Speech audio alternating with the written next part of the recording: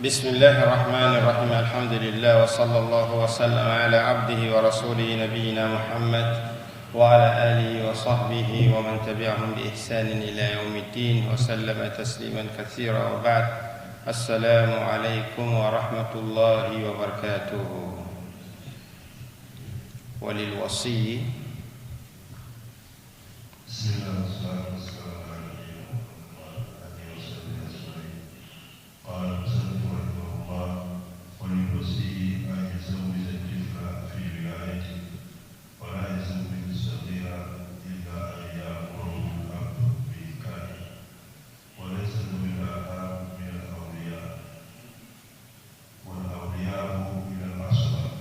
Louange à Allah, Seigneur des mondes, l'unique sans associé à lui, que la paix, le salut, les bénédictions soient sur le noble des messagers, notre prophète Mohammed, ainsi que sa famille et tous ses compagnons, de même pour tous les prédécesseurs pieux et nous autres croyants qui marcheront sur la voie de la vérité et de la droiture jusqu'à la fin des temps. C'est à quoi nous continuons dans l'enseignement de ces documents Ar-Risala, dans ce chapitre du mariage, et tout ce qui vient après le mariage, divorce et autres séparations. On s'est arrêté hier exactement au niveau de la priorité concernant le tuteur matrimonial de la femme. Et il y avait une différence entre la femme qui est jeune fille, qui ne s'est jamais mariée, et la femme qui s'est déjà mariée. Aujourd'hui, nous allons donc continuer là où l'auteur nous dit, Ibn Abi Zayd al-Qayrawani rahimahullah, وللوصي أن يزوج الطفل في ولايته ولا يزوج الصغير إلا أن يأمره الأب بإنكاحها. Le tuteur, le plus souvent dans la famille, on peut te donner la charge d'un enfant, garçon ou fille, de son éducation, parce qu'on a un lien de sang, parce qu'on a un lien familial, et c'est pourquoi il devient le tuteur. C'est lui qui s'occupe de l'enfant. Nous avons la différence entre une jeune fille et un garçon. Si vous vous rappelez, il a fait allusion au début en disant, le tuteur de la jeune fille, lui, ne peut pas faire le mariage d'une petite fille avant l'âge de la puberté, sans le consentement de la jeune fille. Mais pourtant, le papa est différent, il peut faire parce que lui, il connaît les avantages et les intérêts de sa fille. Et que le plus souvent, si ce n'est pas lui, de l'autre côté, ils peuvent regarder eux, leurs intérêts à eux. Donc on a mis une cale à ce niveau. Ici, il nous dit, même le garçon qui est à ta charge, tu peux lui marier. La différence est que le garçon n'a pas besoin, il n'y a pas de ce qu'on appelle wali chez le garçon. Mais tu as un enfant qui est déjà pubère, 15 ans, 16 ans, tu peux décider de lui marier.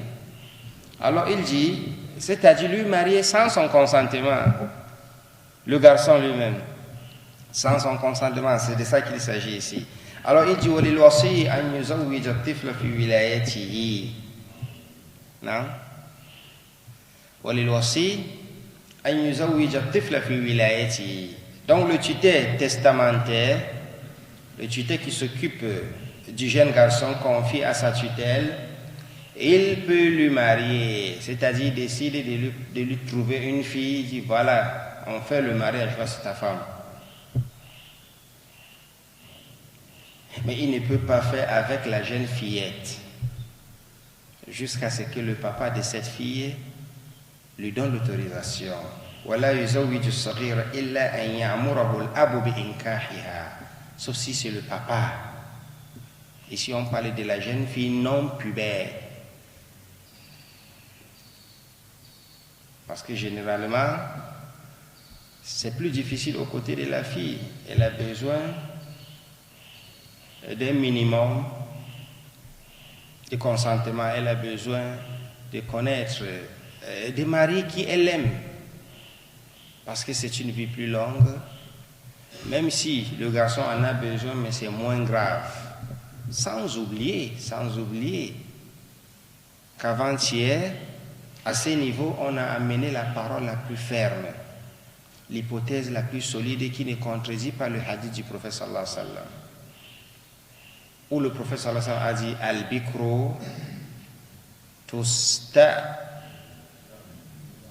al-bikru tusta'adhan wa sayyibu tusta'mar. Ça, c'est les propos du prophète sallallahu alayhi wa sallam, où il a dit de ne pas faire le mariage d'une fille, même si elle est jeune, sans son consentement. Et on a amené l'autre hadith pratique pour cette jeune fille, que son papa lui est marié avec son cousin, Ibn Akhiha. Elle est venue dire au prophète sallallahu alayhi wa sallam, non, mon père a fait le mariage avec mon cousin, juste parce qu'il voulait élever le rang de mon cousin par rapport à mon rang. Sans mon consentement. Le prophète a donné donc à la jeune fille sur place le choix. Mais seulement elle a confirmé le choix de son papa. Elle a accepté le mariage, son consentement. Et après elle a dit, j'ai fait juste ça pour les autres qui viendront après. Mettre une cale et que la jeune fille, on ne peut lui faire un mariage sans son consentement. Elle a besoin de cela. C'est un droit fondamental. Et c'est ça les hadiths. Donc nous sommes déjà quittés sur ça. Les fuqaha, on a aussi expliqué pourquoi ils ont fait ce ijtihad là. Elle peut être petite. On a expliqué même les trois catégories d'une fille, non? Bikr, as-saghira ghayr al-baligha, was-saghira al-baligha, wal-anisa. On a pris tous ces exemples là. C'est parce qu'à la fin, la fille peut ne pas connaître son intérêt justement. Et aujourd'hui, on constate cela beaucoup. On constate que les parents généralement font le meilleur choix. Si vous voulez, faites les comparaisons dans la vie d'aujourd'hui avec ces jeunes-là. Le choix des anciens parents à l'époque de nos grands-pères, ils ont fait à nos parents, a été plus meilleur pratiquement. On voit, non? On voit pratiquement. Parce que ces jeunes-là ne connaissent rien de cette vie matrimoniale, si ce n'est que peut-être rien que le côté sexe. D'après ce qu'ils pensent. Et le plus souvent, après quelques mois, le mariage devient autre chose. Pas de baraka, beaucoup de désobéissance. Ça ne produit pas une communauté des enfants dignes et autres, et on se retrouve à ce niveau. Les parents connaissent ce qui est plus avantageux pour son fils que le fils lui-même. Mais l'islam a mis ses cales, ses consentements, afin de donner le libre arbitre à chacun, parce que c'est sa vie. C'est sa vie. Qu'Allah subhanahu wa ta'ala nous fasse mieux comprendre notre religion. C'est pourquoi on trouve des cas où on est obligé de lui faire le mariage forcé. Amène-nous le mari, elle n'amène pas. Amène-nous le mari, elle n'amène pas. Il n'y a personne et elle se retrouve en route tout le temps. Demain, elle va nous amener des enfants haram. On va rester continuer à regarder. Ou bien l'âge est parti, elle a déjà 40 ans, Anissa. Elle ne s'est jamais mariée. Si le papa décide de faire un mariage, il amène seulement, voici ton mari, on fait le mariage. Donc vous voyez qu'il y a toujours des portes d'ouverture.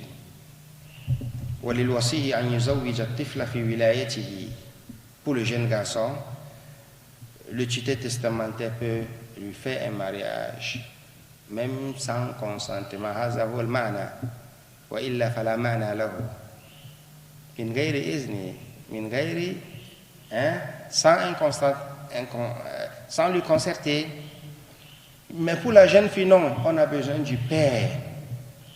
ولا يزوج الصغير إلا أن يأمر الأب بإنكاحها وليس ذوي الأرحام من الأولياء والأولياء من العصبة.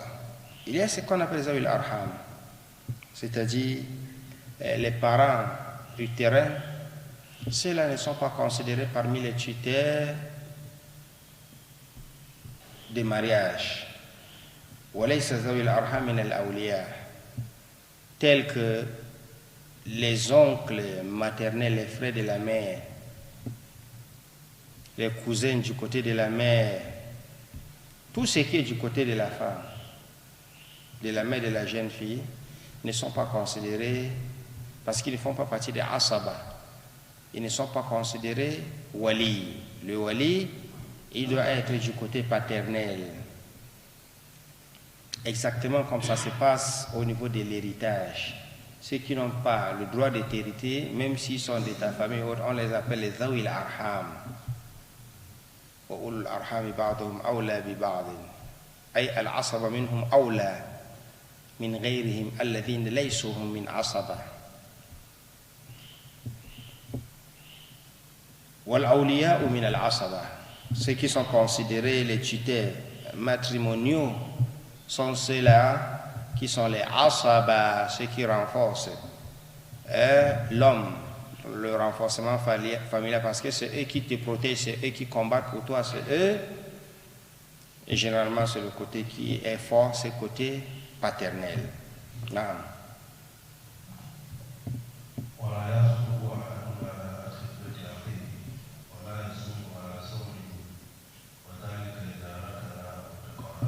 ولا يخطب أحد على خطبة avec kasra, contrairement à la khutba. ولا يخطب أحد على خطبة أخيه. Il est interdit, si ton frère, si quelqu'un a déjà commencé à chercher une femme, il est parti se présenter, on a demandé, c'est ce qu'on appelle khitba. La khitba ici, c'est aller demander la main de la fille, de la femme. C'est ça qu'on appelle khitba. Alors, si on a déjà fait ces demandes en mariage, un autre musulman, un autre frère n'a pas le droit de venir chercher encore. Il n'a pas le droit. Ne dis pas que c'est une compétition gagnante, celui qui gagne ça va. Quelle compétition? Le prophète sallallahu alayhi wa sallam dans un hadith sahih, il nous a interdit ça parce que ça crée du désordre. Ça donne les rancunes, ça gâte les rancunes dans des familles. Et là, c'est constant. Et le danger est clair, sensible, ça se voit. Il a cherché le mariage. Son cousin connaît. Et il ne passe aussi pas derrière, peut-être par le fait qu'il soit plus rapproché ou ceci, c'est là. On laisse l'autre, on lui donne. Ça crée des sérieux problèmes dans la famille. Nous, on a vécu ceci, ça. Même ici, on a vécu plusieurs fois des cas comme ça. L'islam l'a donc interdit. N'importe quel musulman, si tu connais que ça va, il y a déjà une demande en mariage et les parents doivent être sincères. N'attendez pas plusieurs demandes. Dès qu'on vient se présenter pour demander votre fille, c'est interdit pour elle d'avoir un autre contact avec les autres. Avec autres hommes. Parce que vous avez le choix de dire non, on ne veut pas, va, on ne te veut pas. Vous avez ce choix. Et quand vous acceptez, et ça c'est la tradition et la coutume qui confirment les voies de demande, tant que l'islam n'a pas interdit. Tant que l'islam n'a pas interdit. Le plus souvent, on ne vient pas pour parler, seulement on dit que bon, on veut ta fille. Non. Et il y a des manières. Chez lui, il y a ce qu'on appelle Pitaïguida. Donc, vous sortez pour aller à la maison. Le plus souvent, il faut un peu quelque chose qu'on amène. Ça peut être de l'argent, ça peut être une valeur, ça peut...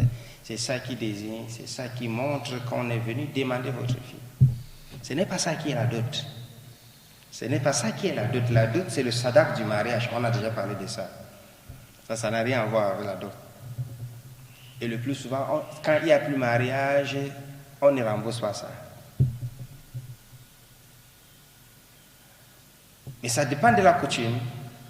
Je vous amène ici c'est-à-dire le point de vue juridique, parce que c'est une demande. Mais si la coutume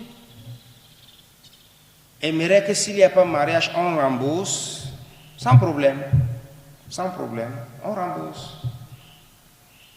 Aujourd'hui, on demande ce remboursement parce que c'est un peu élevé. Pourtant, à l'époque, c'était des choses, c'était des gestes simplement symboliques. C'était même pas l'argent. Peut-être c'est la cola, comme Et tu ne diras pas qu'on te rembourse ta cola. Ainsi de suite.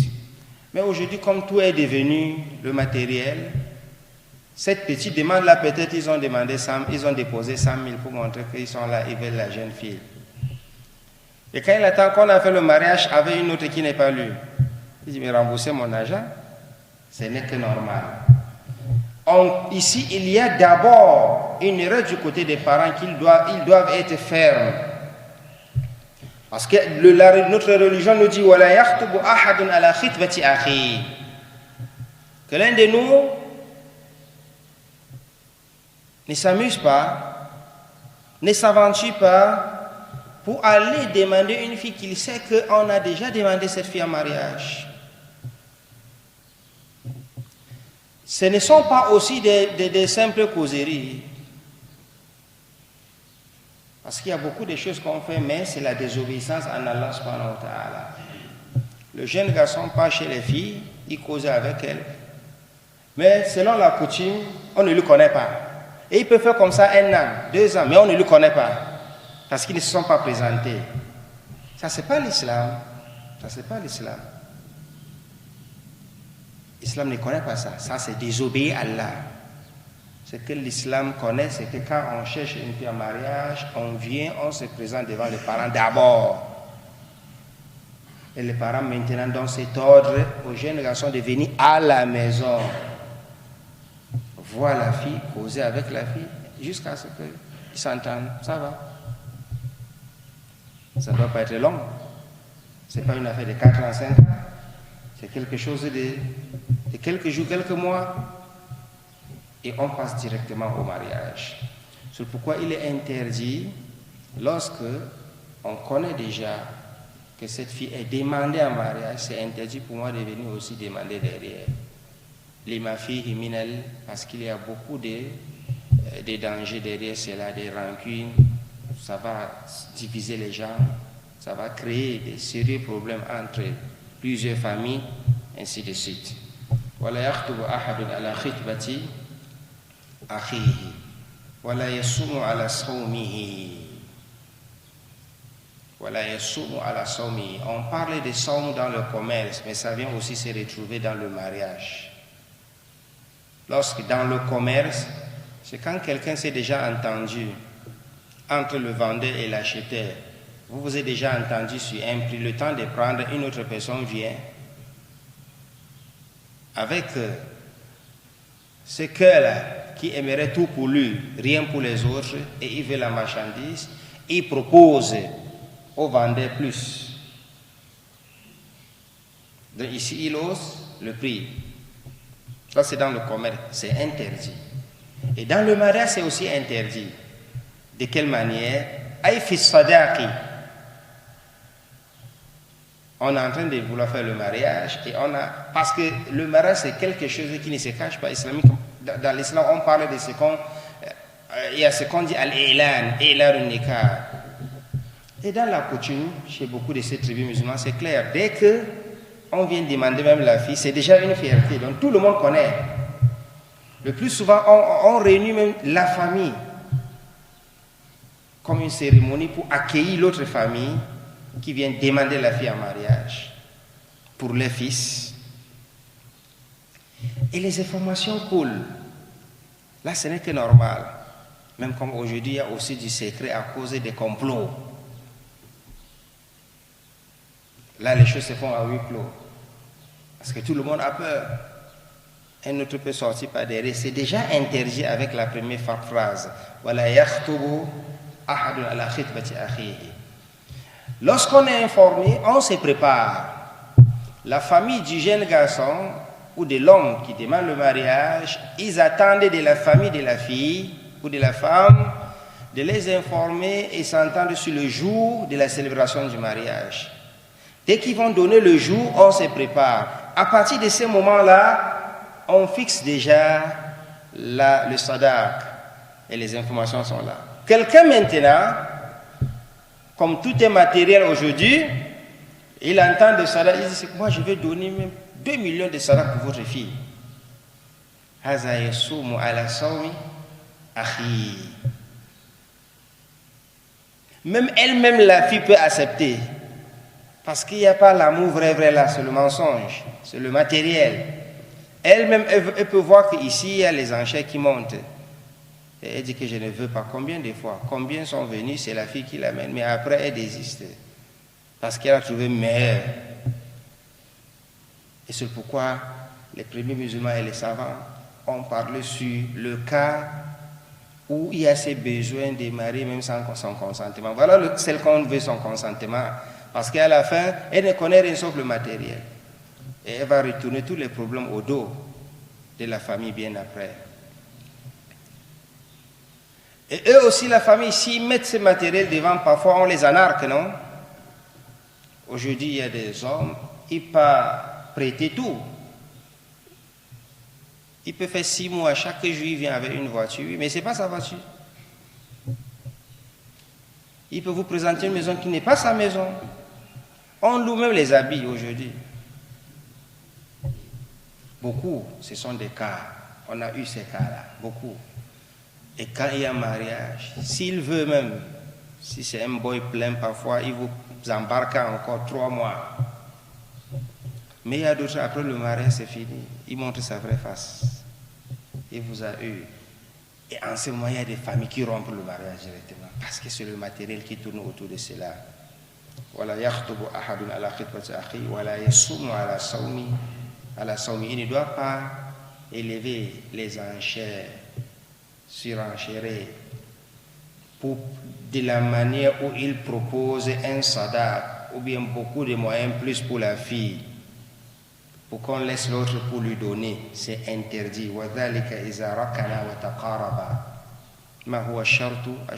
Comment reconnaître que le mariage est déjà presque prêt, accepté, accordé? C'est du moment où les deux familles ont déjà un accord. On est en train de préparer les choses. Il y a déjà un accord en vue du mariage. En ce moment, tout ce qui est cité est interdit. Parce qu'ils ont déjà une conclusion. Ils sont déjà en accord. Une manière de rejeter, c'est qu'on a fait allusion tout de suite. Le fait que tu cours derrière, tu pars chercher la fille, tu causes avec elle, tu sors avec elle, qui est d'abord interdit islamiquement, c'est interdit. Ce n'est pas de l'islam ça. Tu pars dans des supermarchés avec elle, dans des boulangeries, tu viens causer à la maison. Aujourd'hui, on ne cause même pas à la maison, on cause dehors. C'est interdit. Même si tu as fait des mois, un an avec la fille, c'est pas ça. On ne considère pas ça. Saïd, si tu es prêt, va à la maison demander directement, ne t'occupe pas de celui-là. Tu n'as pas fait l'interdiction. Parce qu'il n'y a aucun accord. Ce n'est pas considéré. Ce qui est interdit, c'est l'accord entre les familles. Quand on dit famille, même si c'est une personne qui représente cette famille, même si c'est celui qui veut le mariage qui se présente, il se présente chez le papa, il montre. Et le papa a besoin de connaître qui est derrière lui aussi, sa famille et autres. Parce que le mariage, comme on le disait tantôt, ce n'est pas une affaire de 2 personnes. Aujourd'hui, c'est que l'Occident veut nous enseigner, non. Le mariage chez nous, c'est toute une vie, c'est des familles, c'est parfois un peuple. Et on a expliqué cela, même avec la vie du prophète sallallahu alayhi wa sallam. ولا يخطب أحد على خطبة أخيه ولا يصوم على صومه وذلك إذا ركنا وتقاربا أي اتفقوا على تجهيز بالقبول للزواج. Donc les 2 interdictions en ce moment se présentent. Tu n'as pas le droit de venir chercher et tu n'as pas le droit de venir faire un surenchère, venir demander, proposer plus. Ce n'est pas une marchandise. Voilà yajuzu.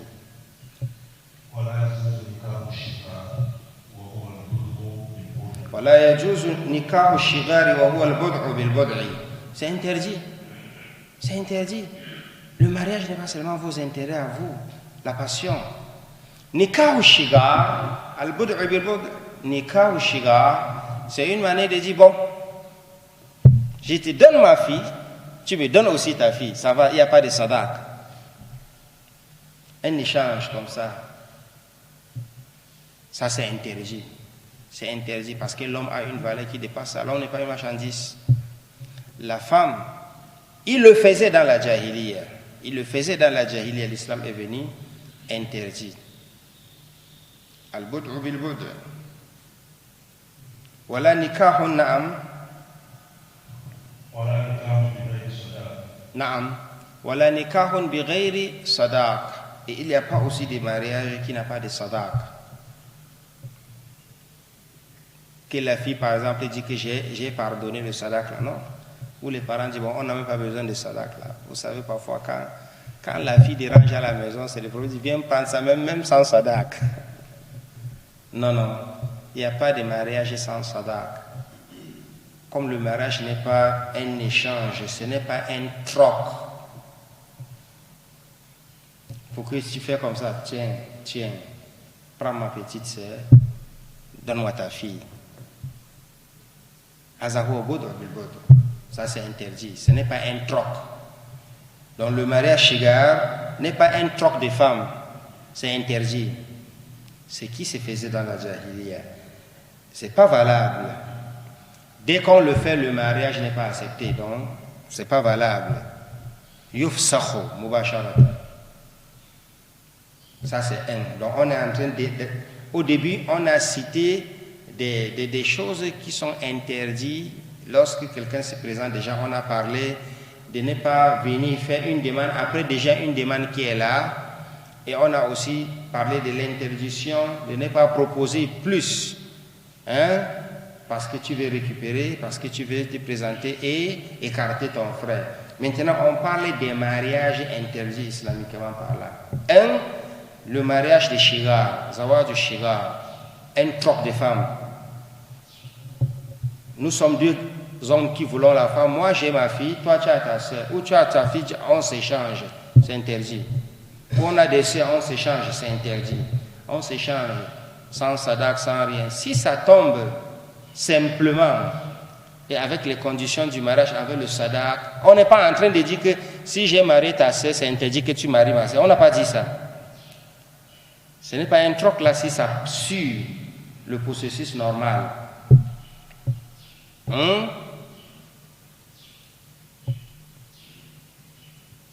Ils peuvent être des cousins et chacun a une sœur. L'autre marie sa cousine, l'autre marie sa cousine. Toutes ces manières. Et ça c'est vulgaire. Mais le processus normal, on demande la fille, on donne la sadaq. Le troc ici, c'est le troc que tu connais, c'est l'échange direct. Quand on parle de troc avec, dans le commerce, c'est j'amène pour moi, tu amènes pour toi et on s'échange. C'est ça qui est interdit. Un. De deux, le mariage sans sadaq est interdit. Qu'est-ce que ça veut dire nikahun bighayri sadaq? C'est-à-dire vivre le mariage avant le sadaq et le dot. Beaucoup de tribus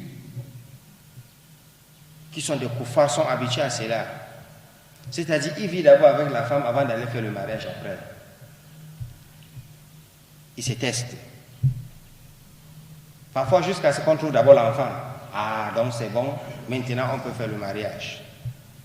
Et parfois des musulmans peuvent se retrouver aussi dans ça. C'est interdit, ça c'est la zina. Parce que le fait de vivre ensemble entre l'homme et la femme, ce n'est pas ça qu'on appelle mariage.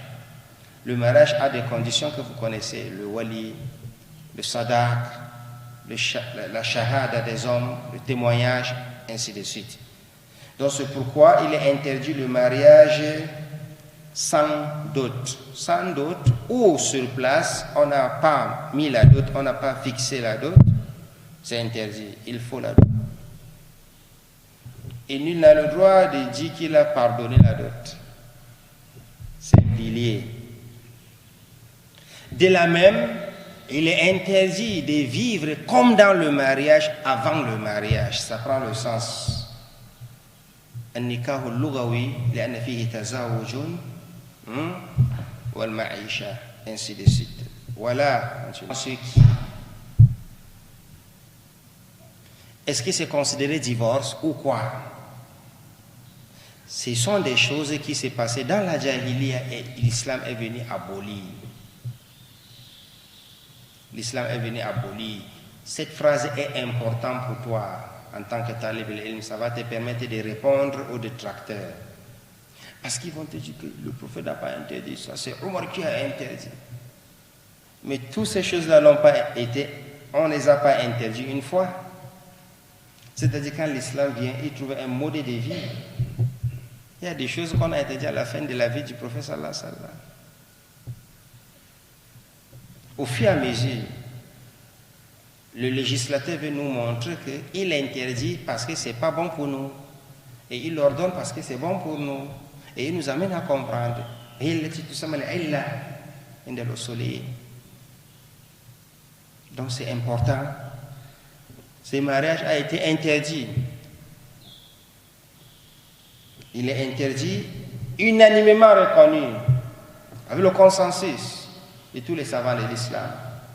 Wala nikahun bi ghayri sadaqin wala nikahul mut'ati wa huwa nikahu ila ajal. Donc pour ceux qui ont dit que c'est interdit, vous pouvez faire le mariage de 24 heures. Où est la différence avec la zina? Même la zina, il y a entente. Il y a entente. La fille accepte, tu acceptes. Parfois, il y a le sadak caché, hein, parce que ce que tu la donnes là, c'est aussi le sadak. Mais on appelait ça zina. C'est interdit. Et ceux-ci sont venus pour rendre licite cette zina-là en changeant de nom. Mais c'est la même chose. Quelqu'un qui s'entend avec une femme, il vit avec elle un mois. Donc le nikah de la muta est interdit. Naam.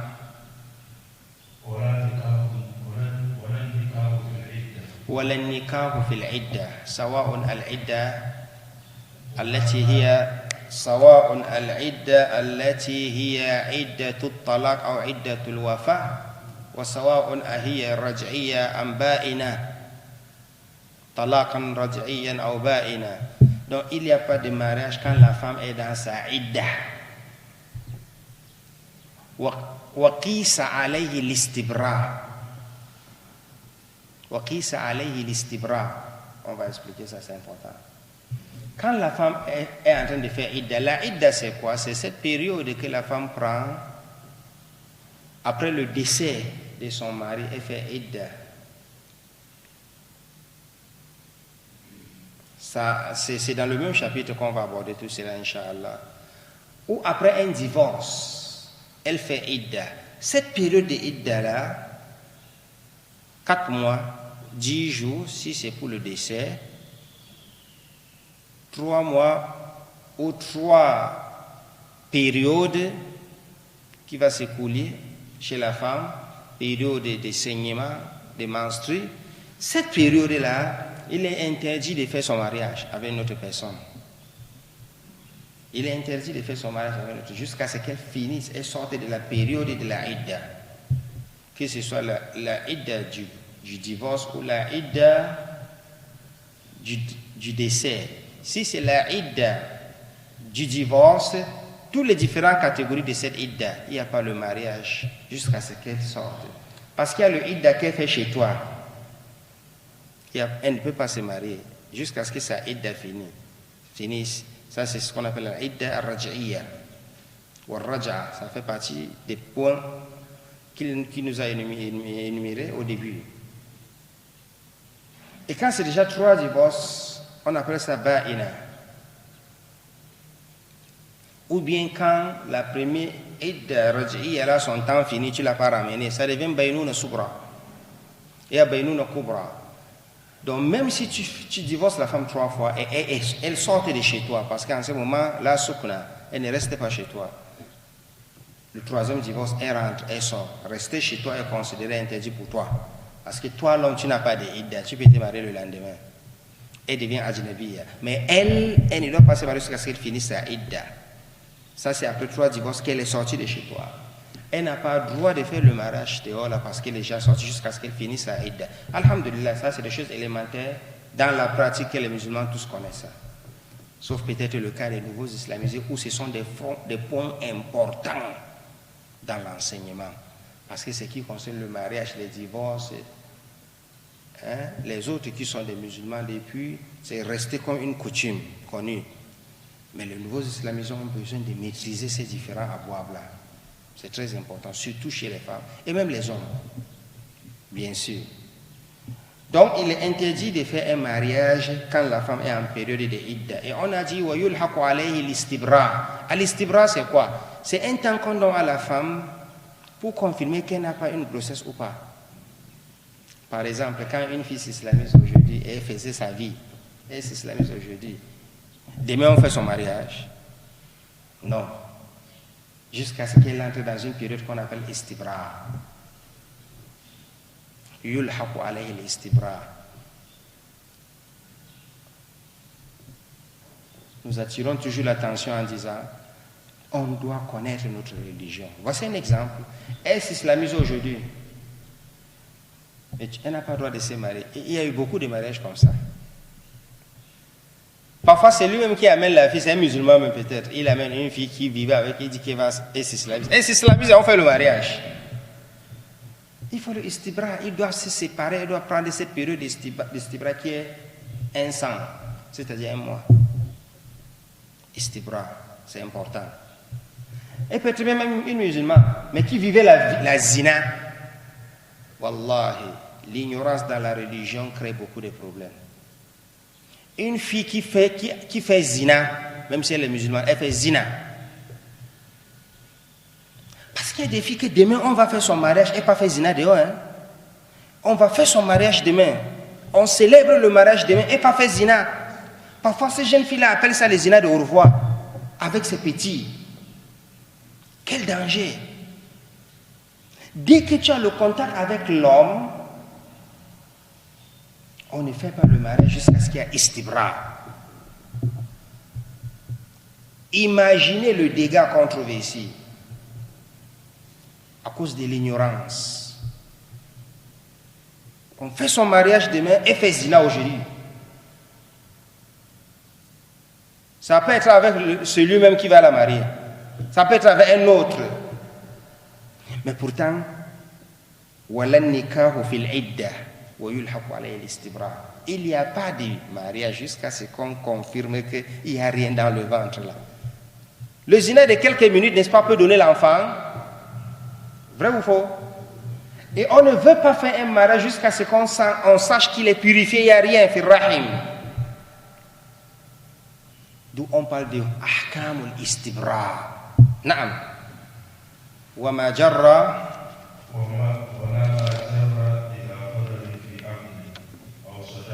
Taïb, on va s'arrêter là tellement que ce sont des points importants. Ça ne nous permettra pas de filer jusqu'à arriver aux femmes permises et aux femmes interdites dans l'islam. Donc on préfère s'arrêter là. Voilà ma jarra ila qarrar fi aqdin an sadaqin wa ma ashba. On va donc revenir sur ces points des différentes catégories de mariage interdits. Le temps est déjà bien parti. Donc nous prions Allah subhanahu wa ta'ala de nous faciliter la tâche, de nous purifier, de renforcer notre croyance et de nous maintenir dans son obéissance. Subhanakallah wa bihamdik ashhadu an la ilaha illa ant astaghfiruka wa atubu ilayk. Wassalamu alaykum wa rahmatullahi wa barakatuh.